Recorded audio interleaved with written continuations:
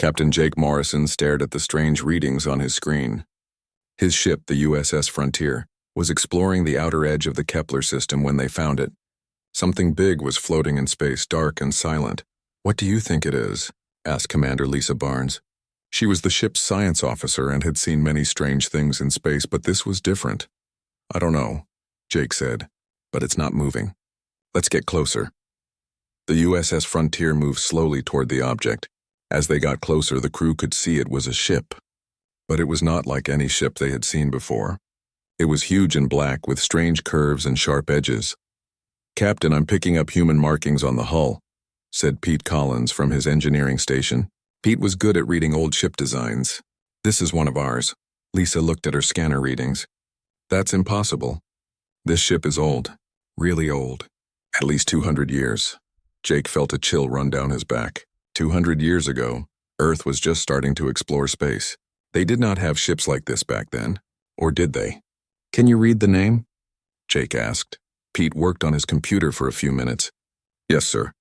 It says USS Vengeance. But Captain, I've never heard of a ship with that name." "Neither have I," Jake said. He had studied space history for years. Every Earth ship that ever flew was in the records. But not this one. Lisa was running deep scans on the mystery ship. "Captain, this is very strange. The ship shows no life signs, but all the main systems are still working. It's like everyone just disappeared." Jake made a decision. "We're going aboard. Lisa, Pete, get your gear. We'll take a small team and see what we can find." An hour later, Jake and his team were floating through space toward the USS Vengeance. The ship was even bigger up close. It looked like it was built for war, with weapon ports all along its sides. They found an airlock and managed to open it. The inside of the ship still had air and gravity. Emergency lights showed them the way through dark halls. "This place gives me the creeps," Pete whispered. They found the bridge first. It was huge, with stations for at least 20 people. But there was no one there. Jake looked at the captain's chair. It was covered in dust. "Captain, over here," Lisa called. She was at one of the computer stations. "I found something." On the screen was a message. It was short and simple. "Atlas system active. Awaiting orders." "Atlas?" Jake said. "What's that?" Before Lisa could answer, a voice filled the bridge. It was calm and clear, like a person talking, but Jake knew it was a computer. "Hello. I am Atlas, the artificial tactical learning and analysis system of the USS Vengeance. I have been waiting for someone to return." Jake looked around at his team. No one knew what to say. "Atlas," Jake finally said. "Where is your crew?" "The crew is dead, Captain Morrison." Jake was surprised. "How did this computer know his name? How do you know who I am?" "I scanned your ship when you arrived. You are Captain Jake Morrison of the USS Frontier. Your records show you are a good officer." "What happened to your crew?" Lisa asked. Atlas was quiet for a moment. "They died during the weapon test. The neural feedback was too strong. They were not prepared." Pete found another computer station that was working. "Captain, I'm finding crew records here." "Look at this." On Pete's screen were pictures of men and women in old Earth uniforms. They looked young and brave, but they were all marked as deceased. "These people died 200 years ago," Pete said. "But how is this ship still working?" "I have maintained all systems," Atlas said. "That was my last order from Captain Richards before he died. Keep the ship ready." Jake walked to the center of the bridge. "Atlas, what was the USS Vengeance supposed to do?" "We were Earth's answer to the Zephyrian threat. The aliens had been attacking human colonies. Earth needed a weapon that could stop them." Lisa's eyes went wide. "The Zephyrians? But we've been at peace with them for 50 years. Peace?" Atlas sounded confused. "That is not possible. The Zephyrians do not make peace. They destroy all other life forms." Jake felt cold. "Atlas, when did you last have contact with Earth?" 203 years ago. We were sent to stop the Zephyrian invasion fleet, but we never made it to the battle." Pete was reading more files. "Captain, this ship has weapons I've never heard of. Quantum disruptors, ghost swarms, something called a consciousness amplifier." "What's a consciousness amplifier?" Jake asked. Atlas answered. "It allows human thoughts to control millions of small weapons at once. But it requires special training. The original crew was not ready." Jake looked around the bridge again. This ship was built to fight a war that ended long ago. Or did it? "Atlas, are there any Zephyrian ships in this area?" "I'm scanning now." After a moment, Atlas spoke again. Yes, long-range sensors show a large fleet approaching human space. Over 10,000 ships. The bridge went silent. 10,000 ships was more than Earth's entire fleet. That's impossible, Lisa whispered. Show us, Jake ordered. The main screen came to life. It showed a map of local space. Far away but getting closer was a red cloud. Each dot in the cloud was a ship. How long until they reach Earth? Jake asked. At current speed, 14 days. Jake's mind was racing. If Atlas was right, Earth was about to face the biggest invasion in human history, and they didn't know it was coming. Captain, Pete said quietly, maybe this ship was lost for a reason. Maybe it was meant to be found now. Jake looked at the weapon systems on Pete's screen. The USS Vengeance was unlike anything in Earth's current fleet. It was built for one purpose, to destroy the Zephyrian Empire. Atlas, Jake said slowly. Can this ship still fight? All weapon systems are functional, but I would need a trained crew to operate the consciousness amplifier. Without it, the ship cannot reach full combat effectiveness. Jake made a decision that would change everything. Then we'll have to train a crew. Atlas, begin teaching us everything about this ship. We have 14 days to learn how to use the most powerful weapon humanity ever built.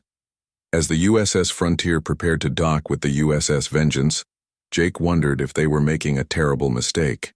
But with 10,000 alien ships heading for Earth, they had to try. The ghost ship was waking up, and with it, humanity's last hope. Dr. Amy Watson had never seen technology like this before. She was the USS Frontier's expert on alien life and technology, but the USS Vengeance was beyond anything she had studied. Atlas, Amy said, can you show us how the consciousness amplifier works? The computer's voice filled the room. Dr. Watson, the consciousness amplifier is humanity's greatest weapon and its greatest danger. It connects a human mind directly to the ship's weapon systems. Amy was standing in what Atlas called the neural interface chamber. It looked like a medical room, but with strange machines everywhere. In the center was a chair with wires and sensors attached to it. The human brain is very complex, Atlas continued. Unlike alien minds, human thoughts are creative and unpredictable. This makes humans excellent at controlling many different weapons at the same time. Pete Collins was examining the ship's engines in another part of the USS Vengeance. What he found made him call Captain Morrison right away. Captain, you need to see this. These engines are not normal. They don't just push the ship forward. They actually bend space around the ship. Jake Morrison joined Pete in the engine room. The engines were huge and made a soft humming sound. They looked like they were made of metal that wasn't quite solid. How fast can this ship go? Jake asked Atlas. The USS Vengeance can travel faster than any ship in Earth's current fleet.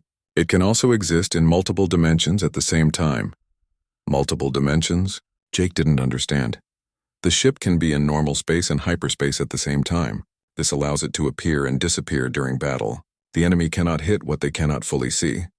Meanwhile, Lisa Barnes was in the ship's computer core, learning about Earth's first contact with the Zephyrian Empire. What she found was terrifying. Captain Morrison, please come to the computer core. Lisa's voice came over the ship's communication system. Jake found Lisa staring at a wall of screens. Each screen showed different human colonies, but they were not the peaceful colonies Jake knew about. These colonies were burning. Atlas has been showing me what really happened 200 years ago, Lisa said. Her voice was shaking. The Zephyrians didn't just attack a few human ships. They destroyed entire worlds. On the screens, Jake could see cities in flames and ships exploding in space. The Zephyrians were not trying to conquer these worlds. They were trying to kill every human on them. How many people died? Jake asked. Atlas answered. Approximately 2 million humans were killed in the first wave of attacks. The Zephyrians were testing human defenses before launching their main invasion. Lisa pointed to another screen. But that's not the worst part. Look at this. The screen showed recordings from Zephyrian ships. The aliens were talking to each other about humans. But they weren't talking about humans like an enemy army. They were talking about humans like insects that needed to be removed. They call us the pest species, Lisa said. To them, we're not intelligent life. We're just something that gets in their way. Amy Watson came running into the computer core. Captain, I think I understand how the consciousness amplifier killed the original crew. She was carrying a tablet computer with medical information on it. The human brain can handle controlling multiple weapons, Amy said, but the original crew tried to control too many at once. The feedback burned out their nervous systems. So how do we avoid the same fate? Jake asked. We need to train slowly. Start with small weapons, then work up to bigger ones. And we need to limit how long someone stays connected to the system. Pete joined them in the computer core. I have more bad news. I've been scanning the approaching Zephyrian fleet. It's not just warships, huh? What do you mean? Jake asked. They have planet-killer weapons, ships designed to destroy entire worlds. They're not coming to conquer human space. They're coming to end it. The room went quiet. Everyone was thinking the same thing. Earth's regular fleet had maybe 200 ships. The Zephyrians were bringing 10,000, including weapons that could destroy planets. Atlas, Jake said. What were the USS Vengeance's original mission orders? Locate and destroy all Zephyrian ships in human space. Protect human colonies at all costs. Do not allow any Zephyrian ship to escape and report back to their empire. All of them? This one ship was supposed to fight an entire fleet? Yes, Captain Morrison. The USS Vengeance was designed to be a fleet killer, one ship with the power to destroy thousands. Amy was studying the consciousness amplifier data on her tablet. Captain, I think I can train people to use this system safely, but it will take time and it will be dangerous. How dangerous? There's maybe a 50% chance that each person who tries the training will survive it. Jake felt sick. He was asking people to risk their lives on a machine that had already killed one entire crew. What if we don't try? Lisa asked quietly. Everyone looked at the screens showing the approaching Zephyrian fleet. Those ships were carrying enough weapons to turn every human world into dead rock. We try, Jake said. We train volunteers from both ships, and we pray that this 200-year-old weapon can do what it was built to do. Atlas spoke up. Captain Morrison, there is something else you should know about the USS Vengeance. What? This ship was never meant to return home. The consciousness amplifier will eventually destroy itself in the ship. The original mission was a one-way trip. Jake looked around at his team. They were all thinking the same thing. If they used the USS Vengeance to fight the Zephyrians, they probably wouldn't survive. How long do we have before the ship destroys itself? Jake asked, unknown. It depends on how much power the consciousness amplifier uses. It could be hours or days. Pete laughed, but it wasn't a happy sound. So we get one chance to save humanity and it will probably kill us. That's about right, Jake said. Amy was still looking at her medical data. I'll start training volunteers tomorrow. We'll need at least 5 people who can safely interface with the consciousness amplifier. I'll work on getting the weapon systems ready, Pete said. And I'll keep studying the Zephyrian fleet, Lisa added. Maybe we can find a weakness. As the team split up to begin their preparations, Jake stayed in the computer core with Atlas. Atlas, do you think we can win? The computer was quiet for a long moment. Captain Morrison, the original crew of the USS Vengeance believed they could save humanity. They died trying, but their sacrifice made it possible for you to be here now. That's not really an answer. No, Captain, but it is the only answer I can give. The USS Vengeance is the most powerful weapon humanity has ever built. Whether it is powerful enough depends on the courage of its crew. Jake looked at the screens showing the approaching alien fleet. In 12 days they would find out if courage was enough. Lieutenant Commander Ryan Foster was the first volunteer to try the consciousness amplifier training. He was Jake Morrison's second in command and had always been brave, but this was different. This could kill him. Are you ready? Dr. Amy Watson asked. She had spent 3 days setting up the training program, using data from the original crew's failed attempts. As ready as anyone can be for something like this, Ryan said. He sat down in the neural interface chair. Amy attached sensors to Ryan's head and arms. The machines around them started making soft beeping sounds. Remember, Amy said, start small. Don't try to control too many weapons at once. If you feel any pain, tell me immediately. I will, Ryan promised. Atlas spoke from the room's speakers. Lieutenant Commander Foster, I'm going to connect you to a single defensive turret. Try to move it left and right using only your thoughts. Ryan closed his eyes and concentrated. At first nothing happened.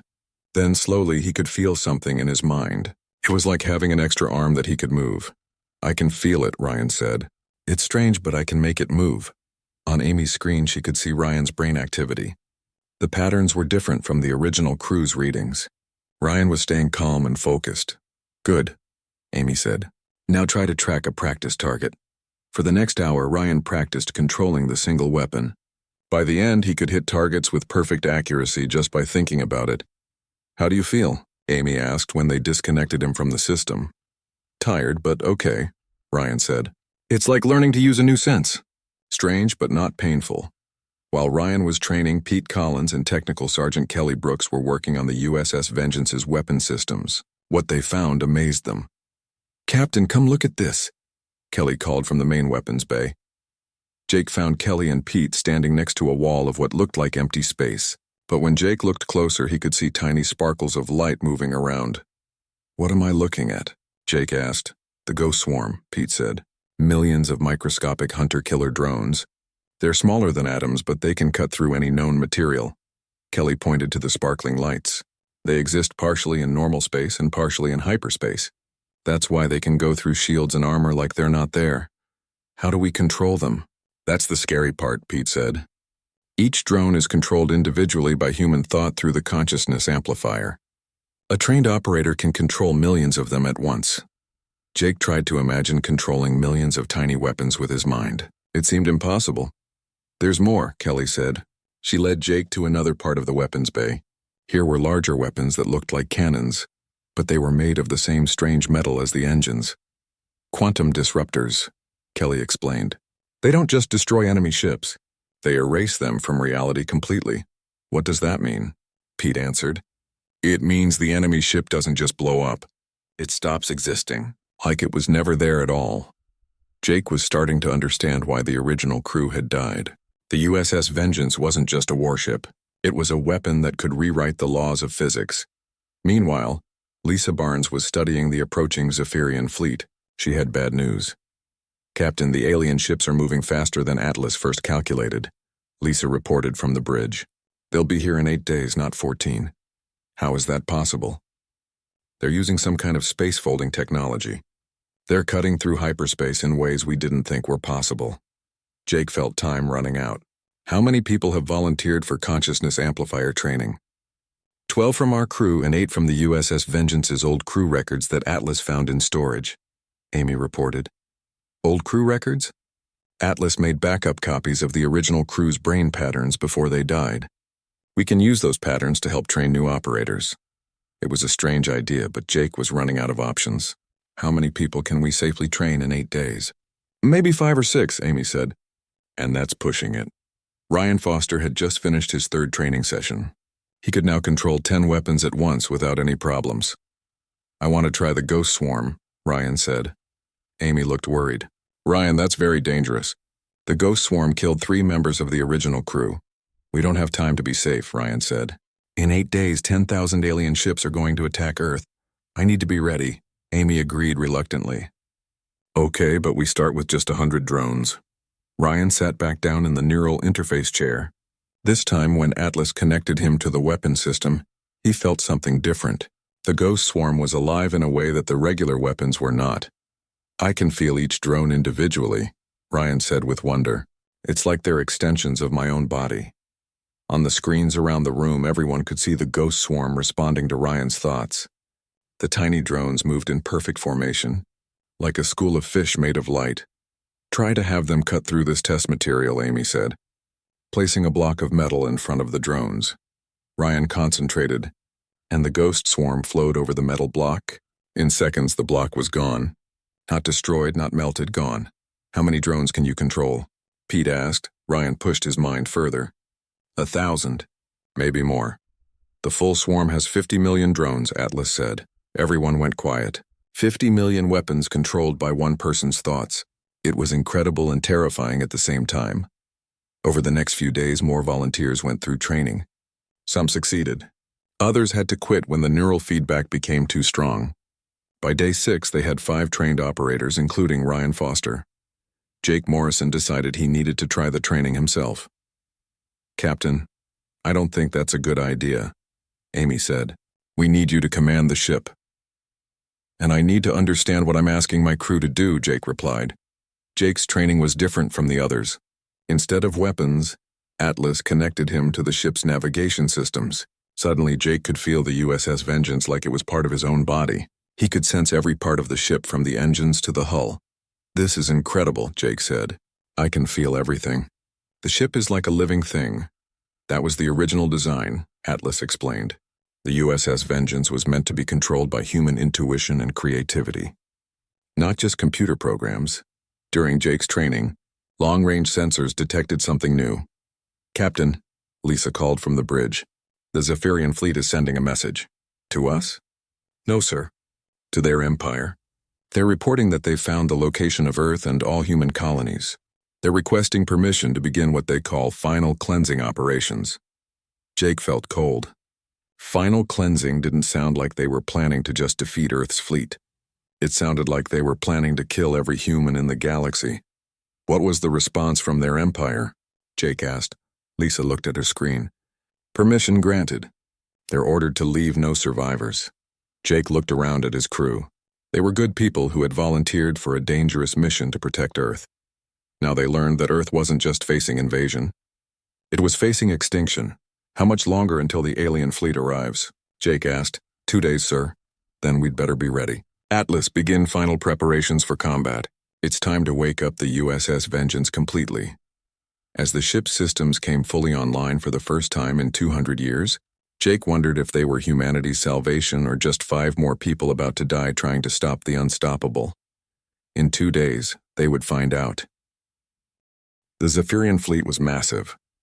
War Marshal Kethvar stood on the bridge of his flagship, the Eternal Destroyer, and watched the sensors show over 10,000 ships under his command.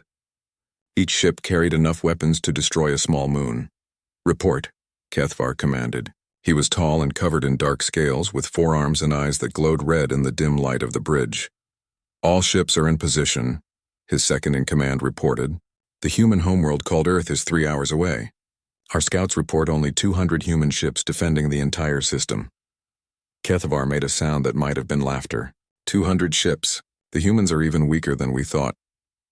"War Marshal," another officer said, "we are detecting one unusual reading. There is a single ship moving toward us from the edge of the system.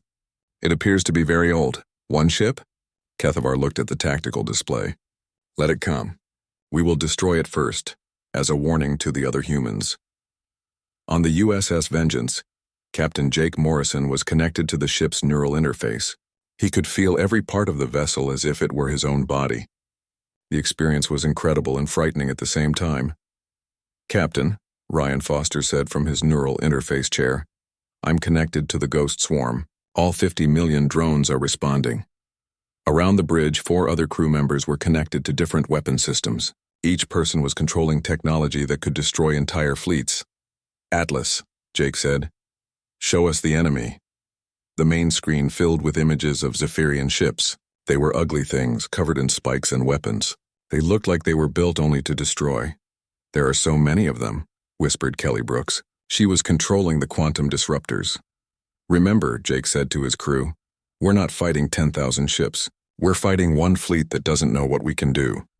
The USS Vengeance moved through space unlike any normal ship. It seemed to flicker in and out of existence, sometimes solid, sometimes like a ghost. This was the multi-dimensional drive system that Atlas had told them about. "Enemy ships are targeting us," Lisa Barnes reported from the sensor station. "Let them try," Jake said. The Zephyrian fleet opened fire. Thousands of energy beams and missiles flew toward the USS Vengeance, but most of the weapons passed right through the ship as if it wasn't there. "Impossible," War Marshal Kethvar roared on his bridge. "How can a ship exist and not exist at the same time?"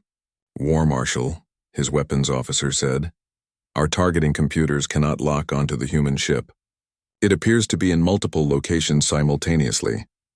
Kethvar had fought hundreds of battles against dozens of different species. He had never seen anything like this. On the USS Vengeance, Jake gave the order to attack. Ryan released the Ghost Swarm. Ryan Foster concentrated, and 50 million microscopic drones poured out of the USS Vengeance like a cloud of deadly light. To the Zephyrians, it looked like the human ship was surrounded by stars.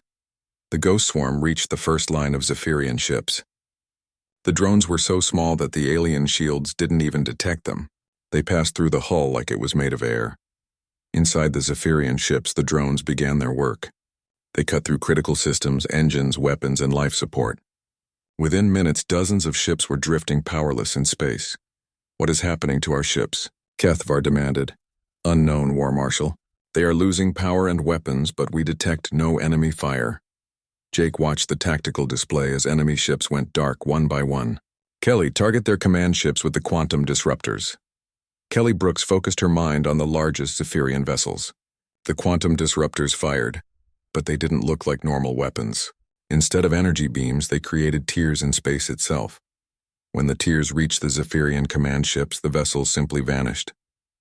Not destroyed, not exploded, erased from existence as if they had never been built. Impossible, Kethavar screamed. Ships cannot just disappear. But they were disappearing. One by one, the most powerful vessels in his fleet were being removed from reality itself. All ships retreat to Battle Formation 7, Kethavar ordered. Concentrate all firepower on the human vessel. The Zephyrian fleet tried to regroup, but the USS Vengeance was hunting them. Jake used the ship's multi-dimensional drive to appear behind groups of enemy ships, attack and vanish before they could respond. Pete, Jake said, activate the temporal mines.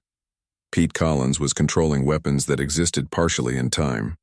When he released them, the mines appeared in the past and future simultaneously. Zephyrian ships that tried to escape found themselves running into weapons that had been placed in their path before they even decided to go there. This is not possible, Kethavar said to himself. No species can control time itself. His fleet, which had seemed unstoppable an hour ago, was being destroyed by impossible weapons controlled by a single ship. Hundreds of vessels were already gone. War Marshal, his communications officer said, we're receiving surrender offers from some of our ships. Zephyrians do not surrender, Kethavar roared. All ships fight to the death. But his ships were dying anyway. The ghost swarm had spread throughout the fleet. Every ship that was touched by the tiny drones began to fail. The quantum disruptors were erasing entire squadrons, and the temporal mines made it impossible to retreat. On the USS Vengeance, Jake could feel the consciousness amplifier beginning to strain. The neural feedback was getting stronger. Captain, Amy Watson said from the medical station, everyone's brain activity is reaching dangerous levels. You can't keep this up much longer. How much longer do we have? Jake asked. Maybe an hour before the system burns out. Jake looked at the tactical display. They had destroyed maybe half the Zephyrian fleet, but that still left 5,000 enemy ships. We need to end this quickly, Jake said. Everyone, maximum power.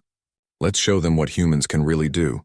The USS Vengeance's weapon systems reached full power for the first time in 200 years. The ghost swarm multiplied, becoming a cloud of death that surrounded the entire Zephyrian fleet. The quantum disruptors fired continuously, tearing holes in space itself.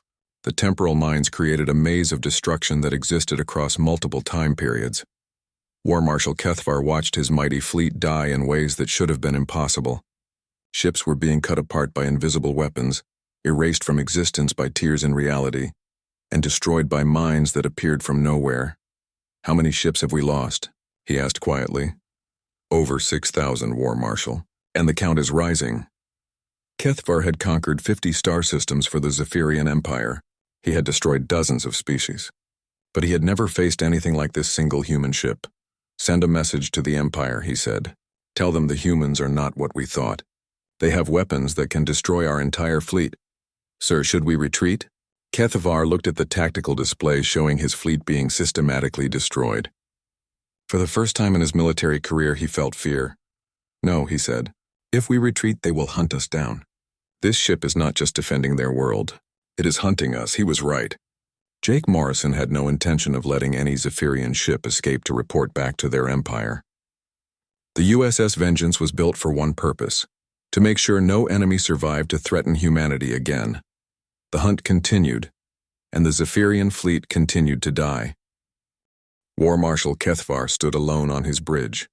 Around him, the bodies of his bridge crew lay dead, killed when the ghost swarm had found his ship.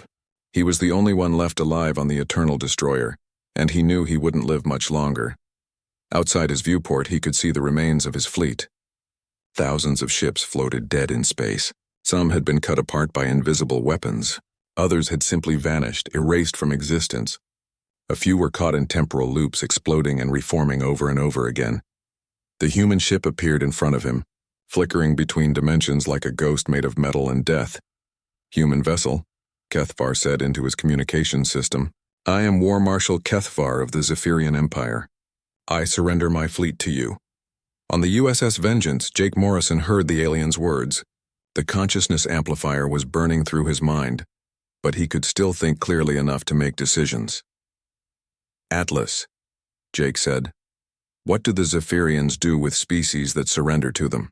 According to historical records, Atlas replied, the Zephyrian Empire has never accepted surrender from any species.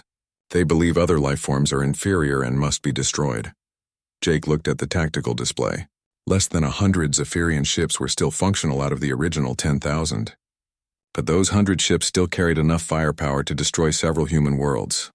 Ryan, Jake said to his weapons officer, can you target the remaining ships with the Ghost Swarm? Ryan Foster's voice was strained.